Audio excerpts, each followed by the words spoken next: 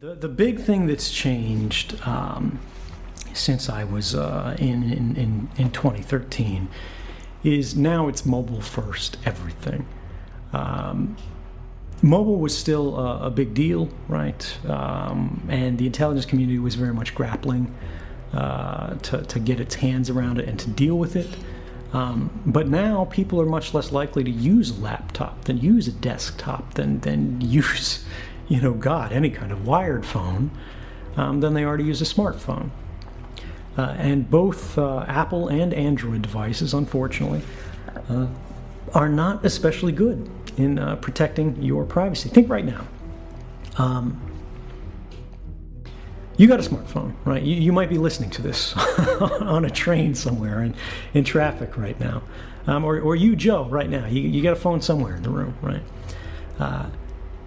The phone is turned off, or at least the screen is turned off. It's sitting there. It's powered on. And if somebody sends you a message, the screen blinks to life. How does that happen?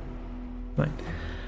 How is it that if someone from any corner of the earth dials a number, your phone rings and nobody else's rings? How is it that you can dial anybody else's number and only their phone rings, right? Every smartphone, every phone at all, is constantly connected to the nearest cellular tower.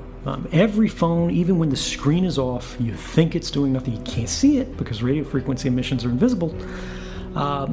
It's screaming in the air, saying, here I am, here I am.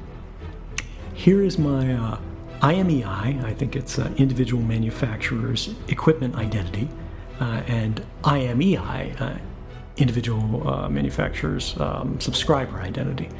I could be wrong on the breakout there, but the acronyms are the IMEI and the IMSI, and you can search for these things. They're two globally unique identifiers that only exist anywhere in the world in one place, right? This makes your phone different than all the other phones. The IMEI is burned into the handset of your phone. No matter what SIM card you change to, it's always going to be the same, and it's always going to be telling the phone network it's this physical handset. Then the IMESI is in your SIM card, right? And this is what holds your phone number, right? It's basically the key, the right to use that phone number. And so your phone is sitting there doing nothing, you think, but it's constantly shouting and saying, I'm here. Who is closest to me? That's a cell phone tower.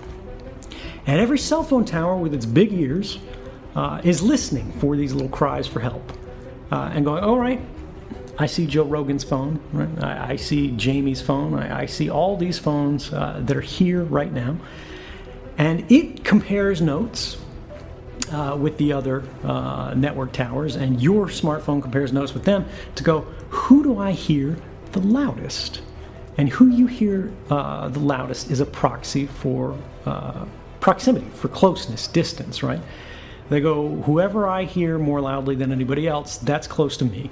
So you're going to be bound to this cell phone tower, and that cell phone tower is going to make a note, a permanent record, saying this phone handset with this phone number at this time was connected to me, right?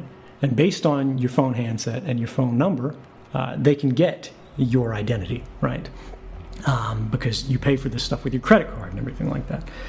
And even if you don't, right, it's still active at your house overnight. It's still active, on your nightstand when you're sleeping. It's still whatever.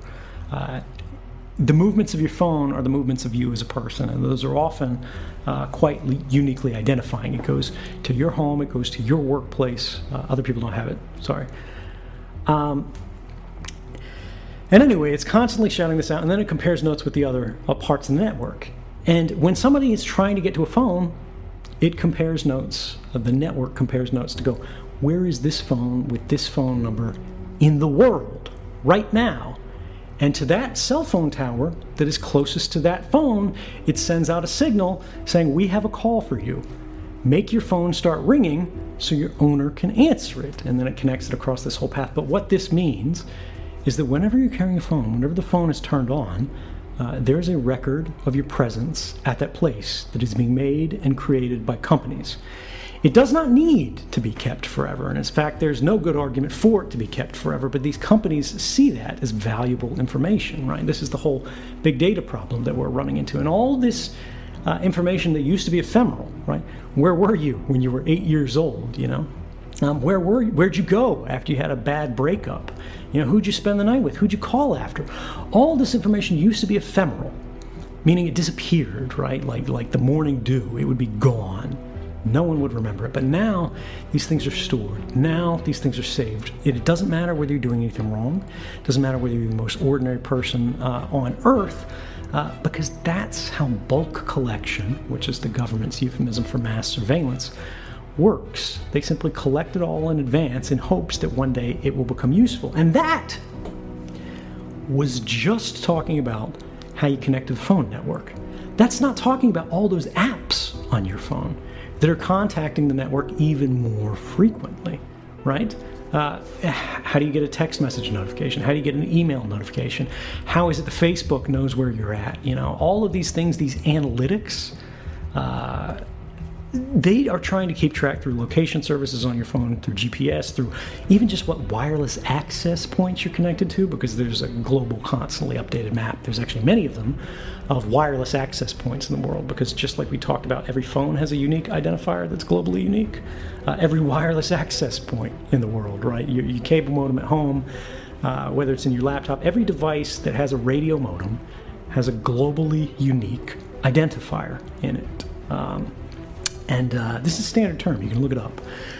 And these things can be mapped when they're broadcasting in the air, because again, like your phone says to the cell phone tower, I have this identifier. The cell phone tower responds and says, I have this identifier. And anybody who's listening, they can write these things down. And all those Google Street View cars that go back and forth, right? They're keeping notes on whose Wi-Fi is active on this block, right? And then they build it into a giant map. So even if you have GPS turned off, right? As long as you're connected to Wi-Fi, those apps can go, well, I'm connected to Joe's Wi-Fi, but I can also see his neighbor's Wi-Fi here, and the other one in this apartment over here, and the other one in the apartment here. And you should only be able to hear those 4 globally unique Wi-Fi access points from these points in physical space, right? The intersection in between the spreads, the domes, of all those wireless access points. And it's a proxy for location. And it just goes on and on and on. We could talk about this for 4 more hours. We don't have that kind of time. Well, so it does, in a way. It's yes and no. The thing with shutting your phone off that is a risk is, how do you know your phone's actually turned off? It used to be, when I was in Geneva, for example, working for the CIA, we would all carry like drug dealer phones. The old smartphones, old dumb phones, they're not smartphones. And the reason why was just because they had removable backs, where you could take the battery out, right? And the one beautiful thing about technology is if there's no electricity in it, right? If there's no go juice available to it, if there's no battery connected to it, it's not sending anything, because you have to get power from somewhere. You have to have power in order to do work. But now your phones are all sealed, right? You can't take the batteries out. So there are potential ways that you can hack a phone where it appears to be off, but it's not actually off. It's just pretending to be off, whereas in fact it's still listening in and doing all this stuff. But for the average person, that doesn't apply, right? And I got to tell you guys, they've been chasing me all over the place. I don't worry about that stuff, right? And it's because if they're applying that level of effort to me, they'll probably get the same information through other routes. I am as careful as I can, and I use things like Faraday cages. I turn devices off.